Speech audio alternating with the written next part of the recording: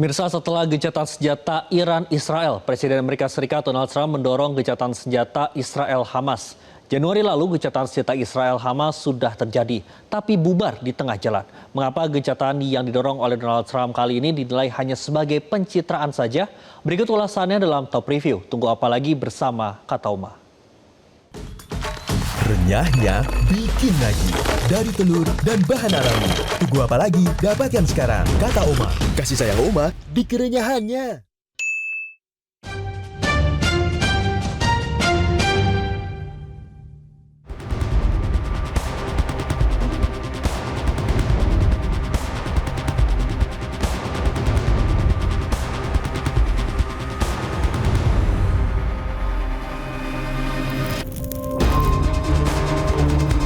Inilah penampakan ledakan besar di wilayah Gaza, Palestina. Ledakan dapat terlihat dari bagian selatan Israel.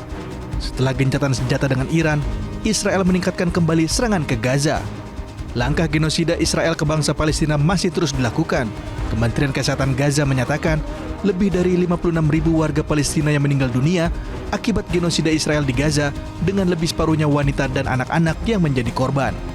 Zionis Israel sendiri mengklaim menargetkan kelompok Hamas.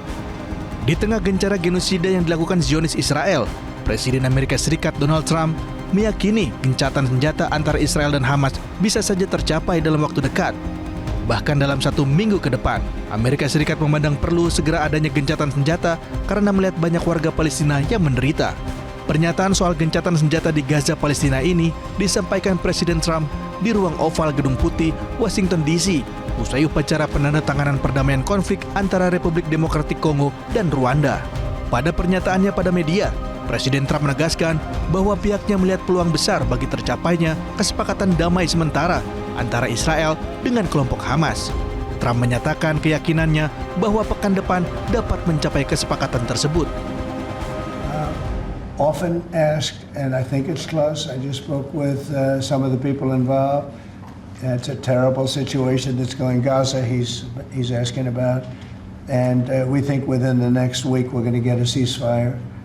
And we're supplying, as you know, a lot of money and a lot of food to that area because we have to. I mean, you have to.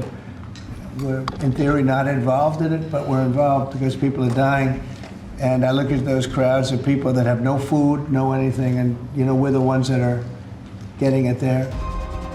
Duta Besar RI untuk PBB Jenewa periode 2004-2007, Makarim Wibisono menilai dorongan Trump untuk gencatan senjata di Gaza merupakan hal positif. Sebab selama ini, formula gencatan senjata melalui PBB selalu gagal karena veto Amerika Serikat. Kalau saya melihat bahwa pengaruh daripada Amerika Serikat sangat besar. Ya, sangat besar. Karena pertama kali bahwa Amerika Serikat adalah supplier dari senjata-senjata yang dipergunakan oleh Israel, dan kedua juga Amerika juga membantu kemampuan daripada Israel untuk melakukan peperangan. Ya, dengan sikap daripada Amerika Serikat ya untuk mengarahkan kepada pihak-pihak yang bersengketa itu untuk menarik diri dari peperangan. Ini akan membawa dampak yang besar. Karena apa? Karena sumber yang memberikan kehidupan bagi Israel itu sudah menjadi pengaruh yang sekarang mengendaki berhentinya tumpah darah yang ada. Nah, saya melihat sekarang ini bahwa momentum yang sangat baik buat Perserikatan Bangsa-Bangsa untuk ikut mendukung apa inisiatif daripada Donald Trump. Ya, karena dulunya ya Perserikatan Bangsa-Bangsa selalu terhenti bergerak karena ada veto yang dilakukan oleh Amerika Serikat.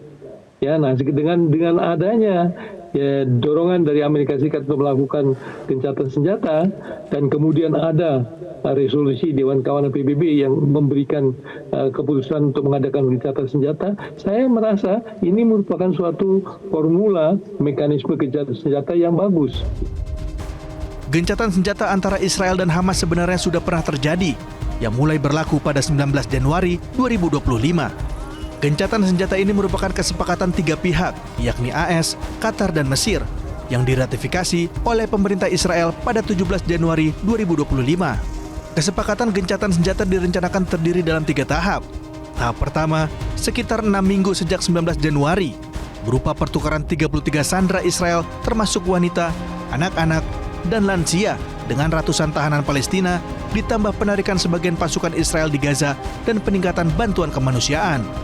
Tahap kedua dan ketiga seharusnya mengarah pada gencatan senjata permanen, penarikan penuh pasukan Israel, pertukaran sisa sandera, dan pembangunan kembali Gaza. Namun gencatan senjata berakhir sekitar 18 Maret 2025. Sejak itu, terjadi pembaruan operasi militer termasuk serangan udara oleh Israel meskipun kesepakatan tahap pertama masih berjalan dan upaya perpanjangan gencatan menemui kegagalan.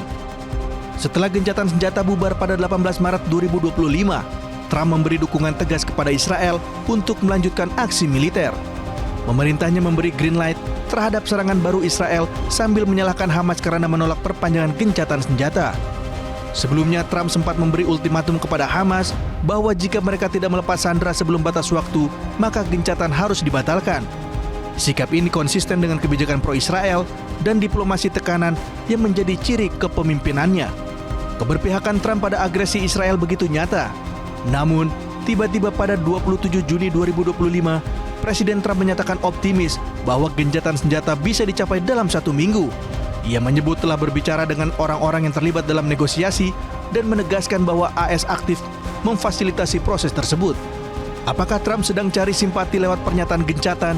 Kemungkinan besar iya. Ada dimensi politis dan citra yang ingin ia kelola. Trump ingin dikenal bukan hanya sebagai pendukung Israel, tapi juga sebagai deal maker yang bisa menyelesaikan konflik besar. Setelah gencatan Januari-Maret 2025 gagal, Trump dikritik keras karena tak mampu menekan Israel agar menahan diri. Dengan menyuarakan harapan baru soal gencatan, ia ingin mengurangi kesan bahwa AS hanya jadi mesin senjata untuk Israel. Di Amerika Serikat sendiri, opini publik khususnya generasi muda dan kelompok progresif semakin banyak yang simpati ke Palestina. Tapi, meski Trump bicara soal gencatan senjata, ia belum menarik dukungan militer dari Israel. Bahkan, ia menandatangani tambahan bantuan logistik dan senjata presisi sejak Mei 2025. Artinya, ini bukan perubahan arah kebijakan, tapi perubahan retorika untuk memperluas simpati. Jelajahi cara baru mendapatkan informasi. Download Metro TV Extend sekarang.